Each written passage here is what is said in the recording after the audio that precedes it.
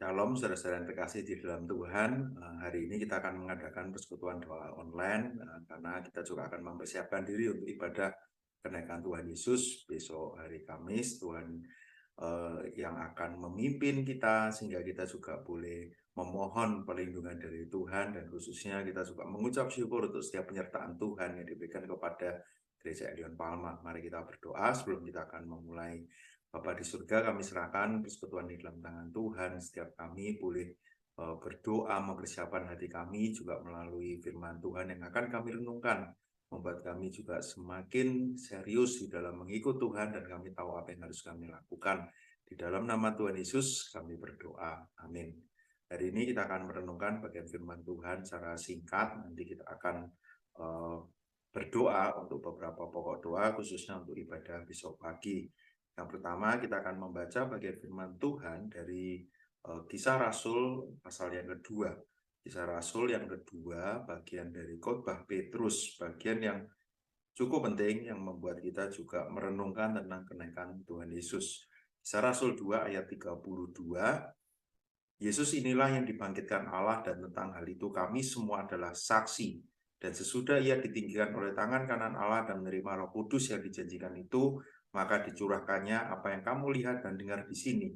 Sebab bukan Daud yang naik ke surga, malah Daud sendiri berkata, Tuhan telah berfirman kepadaku, duduklah di sebelah kananku sampai kubuat musuh-musuhmu menjadi tumpuan kakimu. Kalau kembali ayat 30 tentang Daud, tetapi ia adalah seorang nabi dan ia tahu bahwa Allah telah berjanji kepadanya dengan mengangkat sumpah bahwa ia akan mendudukan seorang dari keturunan Daud sendiri di atas tahtanya. Satu bagian yang sangat jelas ketika berbicara tentang kenaikan Tuhan Yesus.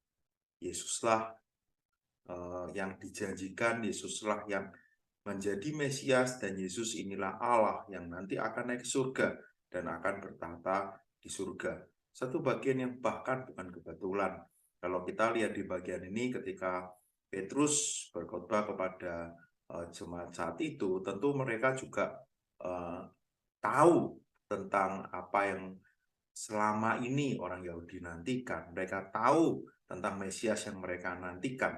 Tapi seringkali mungkin mereka masih terus berharap, mereka juga memikirkan banyak hal, tapi saat ini ditegaskan dengan sangat jelas. Mesias itu adalah Yesus. Dan Yesus sudah ada di dunia, sudah lahir, sudah berkarya, sudah mati di kayu salib, dan sudah bangkit saat itu. Bagian ini pun sangat jelas. Setelah itu Yesus naik ke surga, dan Petrus pun menjadi saksi dari kenaikan Tuhan Yesus. Karena itu ketika kita melihat di bagian ini, ketika di perjanjian lama pun bahkan hal ini sudah dinubuatkan. Bagaimana Daud pun di 2 Samuel 7 ayat 15 sampai 16, di bagian ini pun dicatat, tetapi kasih setiaku tidak akan hilang daripadaku, yang seperti yang kuhilangkan daripadamu, Saul yang telah kujauhkan dari hadapanmu.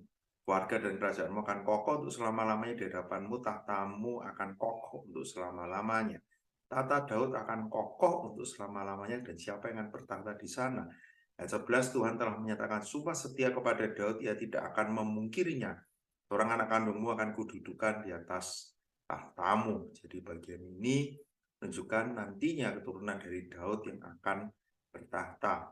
Kemudian ketika kita melihat bagian yang tentang kenaikan Tuhan Yesus, ayat 35, kalau kita lihat juga itu juga ada di perjanjian lama, Mazmur 110 ayat yang pertama, demikianlah firman Tuhan kepada Tuhanku, duduklah di sebelah kananku sampai kubuat musuh-musuhmu menjadi tumpuan kakimu. Semua orang berharap tentang Mesias ini, semua orang berharap tentang siapa yang akan berkuasa. Dia adalah Yesus. Ketika kita melihat kebenaran ini, tentu ketika kita akan memperingati kenaikan Tuhan Yesus. Ketika kita tahu kenaikan Tuhan Yesus, dia memberikan amanat agung itu. Sebelum besok kita akan merenungkan bagian ini di ibadah kenaikan Tuhan Yesus, dan apa yang harus kita lakukan khususnya sebagai jemaat Elion Palma, dan mungkin juga di tempat kita masing-masing melayani, di tempat masing-masing kita tinggal. Satu hal yang harus menjadi pemikiran kita adalah seberapa kita sungguh-sungguh percaya kalau Yesus yang bangkit itu, dia saat ini berkuasa di surga. Yesus yang bangkit itu dia adalah Allah. Dia sudah menyelesaikan masalah dosa umat manusia. Dia pun saat ini ada di surga dan nanti akan datang kedua kalinya jadi hakim dan dia akan membawa kita ke surga di dalam kemuliaan untuk ada di dalam hidup yang kekal. Seberapa kita mempercayai hal itu? Mungkin kita belum sungguh-sungguh mempercayainya. Artinya apa? Ketika kita sudah sungguh-sungguh mempercayainya, maka dia akan menjadi Tuhan atas hidup kita. Dia akan berkuasa dan dia akan menjadi pusat dari segala apa yang kita lakukan.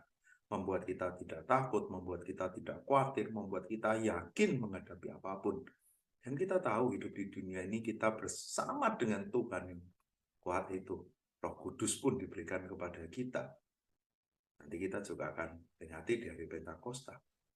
Semoga hari-hari yang kita peringati, hari-hari besar ini, bukan sekedar menjadi perayaan, tapi respon apa yang kita berikan. Kisah Rasul 2 ayat 38, jawab Petrus kepada mereka, bertobatlah dan hendaklah kamu masing-masing memberi dirimu dibaptis dalam nama Yesus Kristus untuk pengampunan dosamu, maka kamu akan menerima karunia Roh Kudus. Bertobatlah. Ketika kita tahu siapa Tuhan kita, seriuslah mengikut Tuhan. Tinggal di dalam anugerah Tuhan itu, menjadi alatnya, menjadi saksinya, dan hidup di dalam anugerah Tuhan yang begitu indah itu.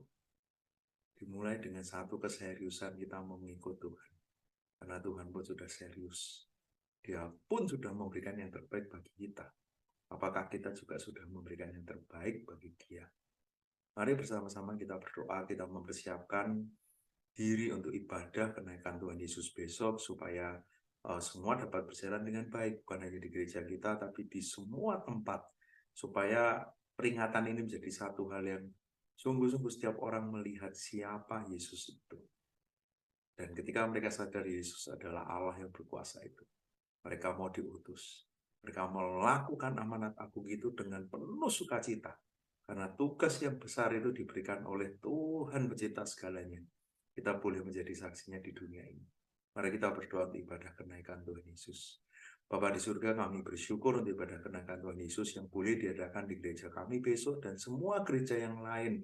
Kami tahu Tuhan, di tengah seringnya kami merayakan hari-hari besar keagamaan, seringkali hari-hari besar yang kami seringkali jadikan rutinitas. Ampuni kami Tuhan, tapi kami tahu Tuhan bahwa setiap apa yang kami rayakan boleh membuat kami semakin dekat dengan Tuhan, semakin mengerti siapa Engkau, dan kami mau belajar siapa Tuhan dalam hidup kami. Ketika kami akan memperingati kenaikan Tuhan Yesus, berarti kami melihat Yesus yang saat ini berkuasa di surga, Yesus yang adalah kami Allah. Kami mau sungguh-sungguh menyembah, memuji Engkau. Kami mau sungguh-sungguh mengikut Engkau dengan sepenuh hati kami. Biarlah melalui setiap ibadah yang diadakan membuat kami boleh melihat siapa Tuhan. Sehingga ketika kami kembali merenungkan tentang perintah yang Tuhan berikan, ketika kami akan menjalankan amanat agung menjadi saksi, kami tahu siapa yang mengutus kami. Kami mau taat dan kami mau melakukannya. Berkati semua pelayan ibadah, berkati setiap jemaat, berikan kesehatan, kekuatan, jauhkan dari hal yang buruk, Tuhan yang mau tolong. Terima kasih Bapa, dalam nama Tuhan Yesus kami berdoa. Kita juga berdoa untuk setiap kita yang mungkin saat ini dalam keadaan sakit, supaya diberikan kesembuhan, sehingga besok juga boleh datang beribadah. Mungkin juga mengucap syukur kalau ada yang sudah pulih dari sakitnya, juga berdoa untuk setiap kita yang saat ini mungkin mengalami pergumulan-pergumulan yang lain, supaya kita terus hanya bersandar dan berharap kepada Tuhan. Mari kita berdoa. Bapa di surga, berdoa untuk setiap jemaat dalam pergumulan mereka. Kalau ada yang bergumul dengan sakitnya, Tuhan yang sembuhkan. Kalau ada yang bergumul dengan masalah-masalah kehidupannya, Tuhan yang berikan hikmat, supaya mereka juga bisa menyelesaikannya dengan baik. Kami serahkan semua jemaat dalam tangan Tuhan. Bersyukur juga kalau ada yang sakit, Tuhan sudah pulihkan. Kalau ada yang bergumul, Tuhan pun sudah membuka jalan, meskipun itu mungkin hanya nampak sedikit demi sedikit, tapi semua ada di dalam anugerah Tuhan. Terima kasih Bapa, dalam nama Tuhan Yesus kami berdoa. Kita juga mengucap syukur untuk setiap proses dari gereja kita yang sedang bergumul, untuk proses perizinan gereja, supaya Tuhan juga membuka jalan, juga untuk rencana pemindahan gereja yang baru, supaya semua juga dapat berjalan dengan lancar. Mari kita berdoa. Bapa di surga, kami juga bersyukur untuk proses pengurusan izin gereja. Kami bersyukur setiap jalan yang Tuhan bukakan. Kami manusianya mau berusaha dan melakukan bagian kami. Tapi kami yakin ini adalah gereja Tuhan.